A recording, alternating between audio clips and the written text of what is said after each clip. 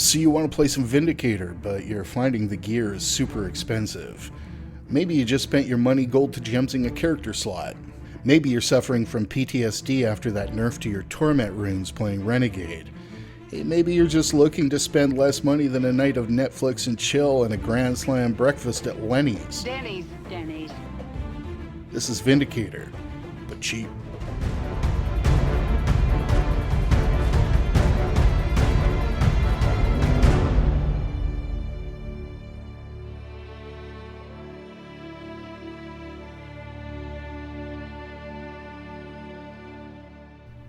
What's up, everyone? You got Mind Circus here with you, and today we are going to be taking a look at Vindicator, but cheap. Hey, before we get started, if you are new to Guild Wars 2, new to the channel, just haven't done so yet, I am currently farming likes and subscribes in an effort to build a channel. If you want to hook me up with one of those just below the video, that would be phenomenal. So, with that out of the way, hey, let's get started on our shopping list.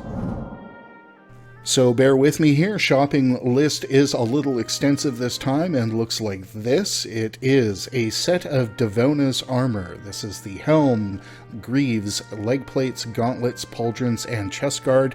This is a cheap version of Berserker's armor. We will be buying 2 Spindrift swords and a Spindrift greatsword. These are Assassin's gear. We will be buying a Brand Spark amulet. We will be buying 2 level 78 Berserker's rings. I'll get into the reasoning behind this in a few moments. We will be buying 2 superior sigils of accuracy, 2 superior sigils of concentration, a rare Cavalier's spine guard, 2 bone fragments of Tequatl, 6 superior runes of the eagle, 3 Maguma Burls, 2 Opal Orbs, and 2 Gold Doubloons. Full cost all in off the TP for this is 12 gold, 75 silver, and 89 copper. So with all that said, let's pull up the gear, let's take a look at the way I have it all together, and let me explain myself because I probably need a little bit of an explanation after that shopping list. I'm going to pull it up here and we will take a look. If you will see, there is some things that are obvious here, which is the armor with the eagle runes. All right, and the weapons with the sigils of accuracy and concentration in each. Now, when it comes to the trinkets, this is where I did a little bit of Jimmy leg. One of the things to remember here is that I was trying to get as close to the crit cap as possible, as cheaply as possible. Now, one of the things, the decisions that may not make a whole lot of sense here is the level 78 Berserker's rings. The reason being is that they were much less expensive by a factor of about 6 times less expensive to buy the level 78s than it was to buy the level 80s. The other thing you'll note is that I'm using these 2 pieces here, which are largely condition damage. They were, however, the cheapest way to get the precision that I was looking for in order to bring our crit rate up. Now, when it comes to the trinkets, or sorry, the little enhancements here, okay, the Maguma Burls, the Brand Spark Jewel in here, and the Gold Doubloons. The reason behind my madness was I wanted to get as much concentration as possible in addition to hitting the crit cap. This was the easiest way to do it. In terms of the crit cap, you'll see we are sitting here at 59.39% critical rate. If we go ahead and give ourselves Fury, the way the build is set up, we are looking at a very comfortable 99.38%, which is a number that I am going to live with.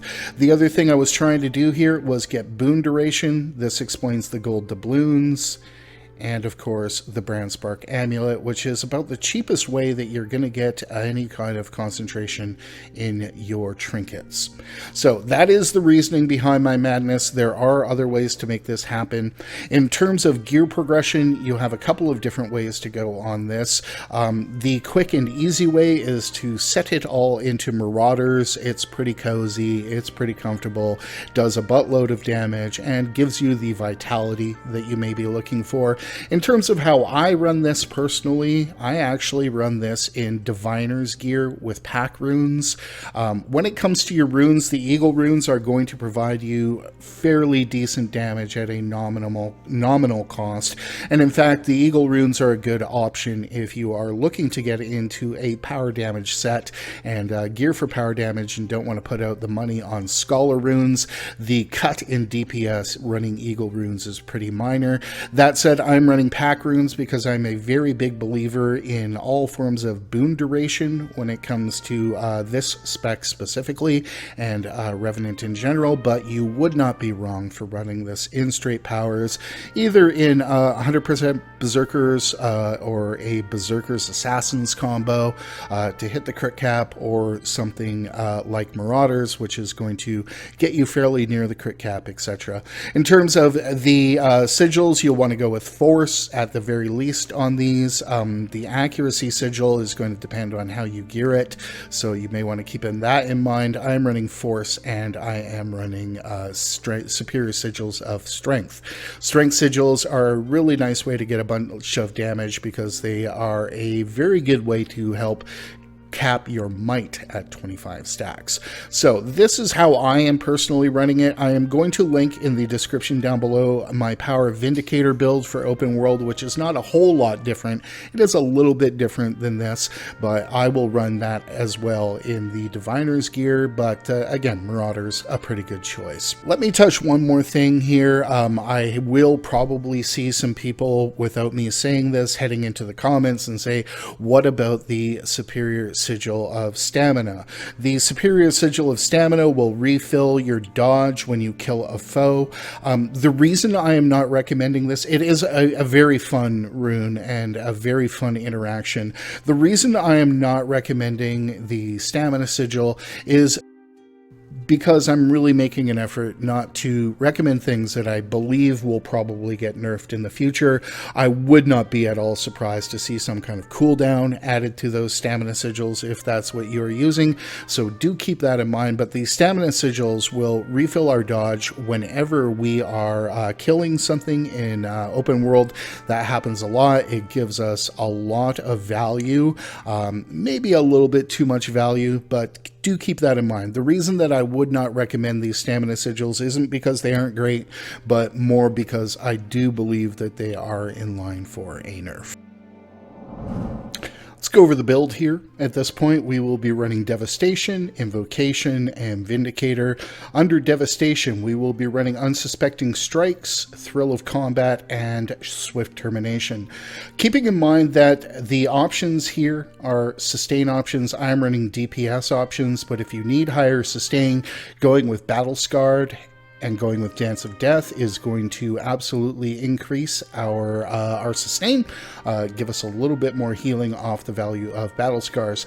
That said, I didn't have any real problems with my sustain, so I kept on Swift Termination and Unsuspecting Strikes for the power damage. We're going to be running Rising Tide. While your health is above the threshold, strike damage dealt is increased. Again, this is a nice little DPS bump. We're going to be running Incensed Response, gain might when you grant yourself Fury. We will be getting a fair bit of Fury, so this is a very big win here at this point. And we will be running Rolling Mists. Critical hit chance has increased effectiveness when you are under the effect of Fury. This is how we're going to be hitting the crit cap. Going here, we are going to be running Vindicator and Leviathan Strength, deal increased damage while your endurance is not full. This will be the majority of the time, hopefully. We're going to be running Song of Arboreum. Grant vigor to yourself and nearby allies after dodging. Vigor has an increased effect on you. That said, the other two options here are not bad either. Pick the one that you choose or like the best. And finally, let's run Imperial Impact. Now, you've got two really good choices here. I like this one for the boon generation and the chill. Okay, we're getting protection, and not just a little protection, but the way that we have this set up, we are getting 18.5 seconds of protection. That is a not insignificant amount of protection and might, so that is really the reason that I'm running this this way. This is higher DPS. This is, you know, boons and sustain. Got a little bit higher value off this for the damage alone, so you have your option there. But I prefer running Imperial Impact personally, and that's just a personal thing. And again, the boon play comes into effect there. If you're running this in straight Marauders gear, you're definitely going to want to go with Death Drop at that point, because that is absolutely going to be of bigger value to you. And that, my friends, is build. So in terms of combat, let's stick to the things we need to learn here if we are not all ready for it. The first thing that we're going to talk about is the one dodge. The one dodge can absolutely be punishing on this build and on Vindicator in general. Now, you have a few options in terms of mitigating it.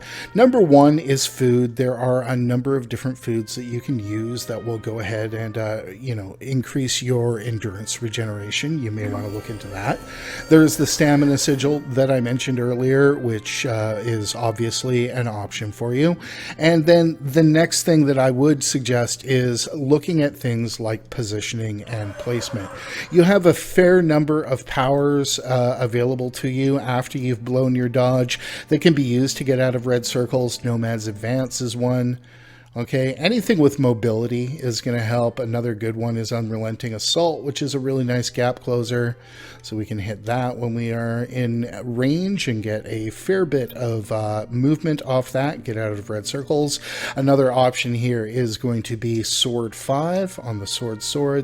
That is a teleport or a shadow step that will absolutely go ahead and get you out of trouble if you need it. We can also go ahead over here into the Greatsword. Okay, on Greatsword 3, we have more mobility. And again, using your mobility is one of the bigger wins. The other option that you have available to us is when we flip the Legendary Alliance stance. Let's go ahead and do that. We have Battle Dance. Battle Dance is a quick step back, and that again will help us clear things. Let's go ahead at this point and talk about Fury generation. Fury is really, really important on this build, and keeping it up at all times is vital to your damage. The other thing to know is because we don't have a ton of boon duration on this build, it becomes really important to think about generating the Fury as we are in combat and our rotations. So let's go ahead at this point and take a look at where our Fury generation is. Our number one source of Fury will be off Scavenger Burst. This is also going to give us quickness. This is a base 5 seconds of Fury. It's pretty nice if we're standing right in here. We'll just pop that up and we'll take a look at that. That'll keep going for a few seconds. The next thing that we'll take a look at is one of the other sources of Fury generation. When we go ahead and flip our weapons, we're going to get Fury off Sword 5.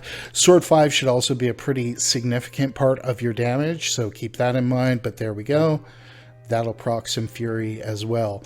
The last place that we're going to get our Fury generation is just by swapping legends. Now, you will note I am using Dwarf and I am using Alliance Stance. You could also use Shiro in here, but I prefer Dwarf on a day-to-day basis. When we go ahead and swap these, we'll see we get our Fury there. Unfortunately, that Fury does not proc when we are in Alliance Stance and switching to the other Alliance. So when we put it in here, we'll get our Fury here. But when we go ahead and flip our Alliance stance, okay, we will not get more Fury. So that is really important. Making sure that we're hitting our Fury at all points. You know, it's not hard when we're doing our major DPS. And really, you know, the big points of Fury generation, again, are going to be obviously with Scavenger Burst, with the 5. And then we can go ahead and just swap our legends. That's a significant amount of Fury there that we really don't have to worry about it if we are making sure we hit those 3 steps. Let's talk about damage dealing on this build. It's pretty simple stuff. The majority of our damage is going to come from our weapons.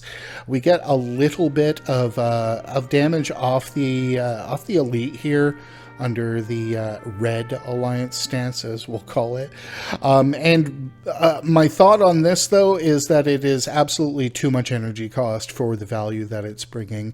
We're going to use our abilities here in the Alliance stances mainly for the benefits in terms of boons and heals that they provide. This goes for both of the Alliance stance. We will, however, get some damage in Dwarf off Vengeful Hammers, which, as if we put this up while we are doing the rest of our damage, is just a nice little bump. Other places that we'll get our damage are from your sword skills. Your sword skills, pretty decent damage. I find Unrelenting Assault is really nice damage. The problem with Unrelenting Assault is it picks its targets automatically, so you can't be kind of always focused on doing damage to the same target. So you may want to keep that in mind. Really, for the big damage off the swords, it's just going to come from your auto attack and from Death Strike. Death Strike is really nice damage. So there is that. When we flip this over, we get a bit of damage, obviously, from our Great Sword attack. We get a little bit of damage from Phantom's Assault and from Mist Unleashed. But our really big nuke is going to be off Eternity's Requiem. This is really nice damage in an AoE. I am a really big fan of it. Let's take a few seconds and talk about CC here at this point. One of our big CCs is off Reaver's Rage. This will also give us a bit of stab, but this is a daze and a really nice amount of CC. Another thing you'll notice is that a lot of your powers are going to be generating chilled, so Phantom's Onslaught, this is some really nice soft CC, okay? When we flip over our weapon skills, we're going to get a fair bit of soft CC again here of the Immob on Shackling Wave. That is really nice as well. But the big star of our CC is going to be in Dwarf, and this is a big reason we are running Dwarf in the first place, and that will be off Forced Engagement. Forced Engagement is a taunt. This wrecks a break bar really nice and hard and fast. It also pulls multiple enemies, so you may want to keep that in mind as well when we mouse over this. It doesn't actually give us our Defiance break on that, but it is very significant, as you can see. That is really where I am going to live and die on my CC, is with this in Dwarf form. And that's it, ladies and gentlemen. That is Vindicator on the absolute cheap, the cheapest I could do it, to give it a little bit of boon duration, hit the crit cap, do a decent amount of damage, and I'm pretty happy with it. The thing I am not happy with, though, is, man, these swords are ugly. All right. With that said, I am going to thank you all very much for watching. I'm going to remind you to have fun in game and min-max your real life, and I am glad we took this moment. We'll see you next time.